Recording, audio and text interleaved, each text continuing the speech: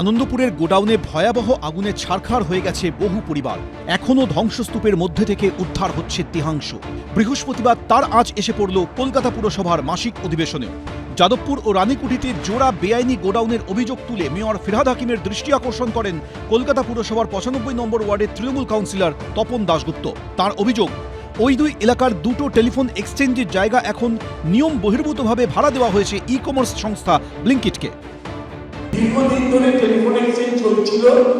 Central government এই telephone এক্সচেঞ্জগুলো বন্ধ করে দিয়েছে এবং এখানে বাড়ি ভাড়া যেগুলো দিয়েছে, আমার প্রশ্নটা হচ্ছে যাদের বাড়ি ভাড়া দিয়েছে আমার দরকার নেই, বাড়িগুলো কলকাতা কর্পোরেশনের নয়, যেটা টেলিফোন এক্সচেঞ্জ এখন কথা হচ্ছে যে বাড়ি ভাড়াগুলো দিয়েছে এটা ট্রেড লাইসেন্স দিয়েছে কিনা, এবং ট্রেড লাইসেন্স না দিয়ে ব্যবসাগুলো করছে কি করছে।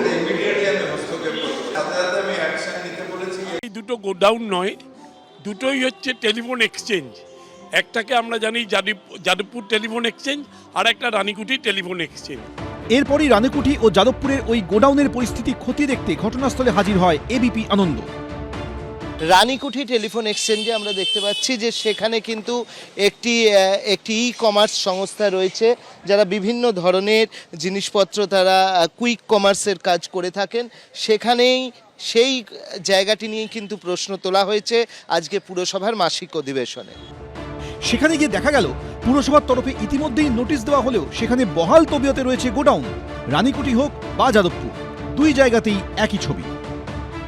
যাদবপুর টেলিফোন এক্সচেঞ্জে একটি ই কমার্স সংস্থার যে গোডাউন রয়েছে সেখানে কিন্তু পুরসভা ইতিমধ্যেই একটি নোটিশ দিয়েছে 401 ধারায়, যেখানে বলা হয়েছে তারা বেআইনিভাবে এখানে ক্যারেক্টার চেঞ্জ করেছেন। আমাদের কাছে আজকে এসছে, আমি অলরেডি ডিটেলস পাঠিয়েছি যে ওগুলো অফিস, ন্যাচারালি ফায়ার লাইসেন্সটা কম্পালসারি না ওসব ক্ষেত্রে, কিন্তু আমরা বিল্ডিং প্ল্যান এবং ট্রেড লাইসেন্স কেন নেই কি এটা আমরা নিশ্চিতভাবে ইনকোয়ারি করে দেখব এবং দরকার হলে আমরা এফআইআর করব। যখন কোনো দুর্ঘটনা হয়ে যায় তারপরে মেয়র সাহেবের ঘুম ভাঙে। ট্রেড লাইসেন্স একটা, যেইখানে ট্রেড হচ্ছে ওখানে ট্রেড লাইসেন্সের একটা প্রমাণ আছে, তারপরে কেন দেখা হবে আর কেন নেই?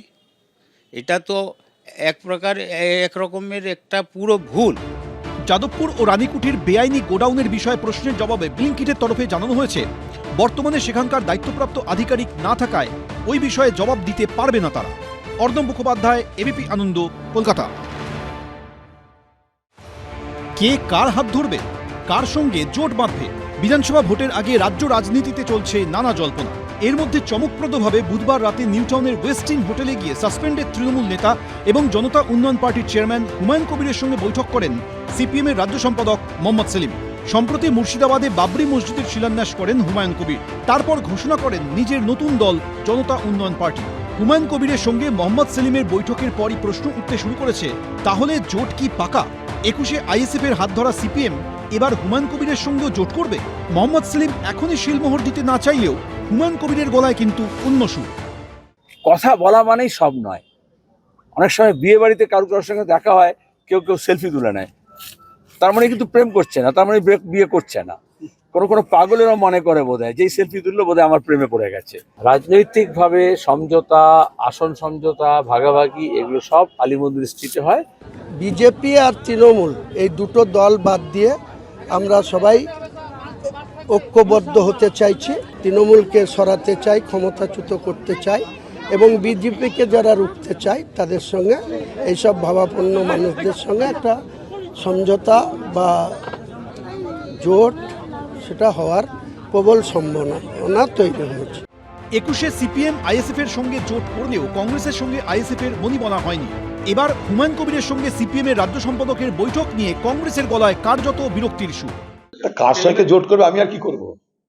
সেলিম হালিম ডালিম করবে, আমি কি করবো? এখন সেলিম ভাই হচ্ছে ওখানকার সেক্রেটারি, কি করবে?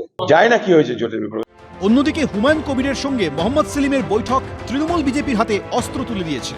কোন হোটেলে গিয়ে যেখানে আমার বিজেপির নেতারা সব ওঠেন, বিজেপির নেতারা থাকেন, বিজেপির নেতারা বৈঠক করেন, খাওয়া দাওয়া করেন, সেখানে গিয়ে হুমায়ুন কবিরের সঙ্গে বৈঠক করেছেন মোহাম্মদ সেলিম।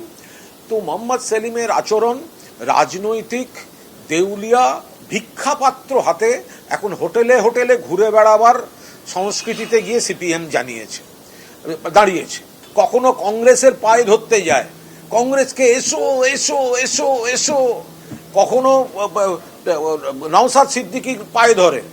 বিজেপি এখন দেখছে, আমরা দেখতে চাই মোহাম্মদ সেলিম আর তার সাথে হুমায়ুন কবির সবাই মিলেমিশে কি হচ্ছে, কারণ সবই তো মুঘল সাম্রাজ্য।